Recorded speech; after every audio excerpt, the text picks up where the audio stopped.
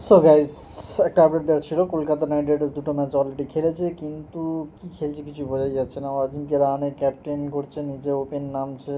যেখানে নারিনের নামানোর কথা সেখানে নিজেই ওপেন নামছে, যেখানে নারিন নামলে স্কোরটা অনেক মানে বেশি হয়, সেটাও একটা কোনো মানে সেদিকে যাচ্ছে না টোটালি। স্কোর সেটা করতে পারছে, নিজে যে লাস্ট ম্যাচে যেটা খেললো টোটালি একদম যেন কোনো ব্যাটই চালাতে পারছে না। সেই জায়গায় প্র্যাকটিস ম্যাচগুলো খেলছিল ভালো, কিন্তু টোটালি যেন মনে হচ্ছে ব্যাট চালাতে পারছে না। এটা গেল তো না, মানে একটা জিনিস যে টিম সেফ হার্ট খেলছে, তাকে চান্স দেওয়া হোক।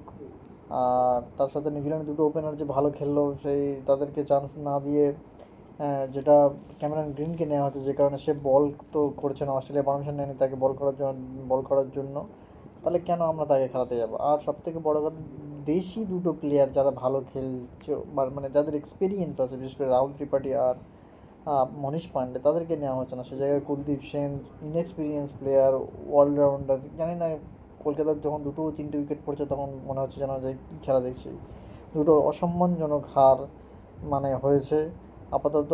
এখন সামনে পুরো টুর্নামেন্ট বাকি, মনে হচ্ছে না যে কলকাতা এবারে খুব ভালো পারফরমেন্স দিতে পারবে। আপনারা আপনাদের মতামত জানান।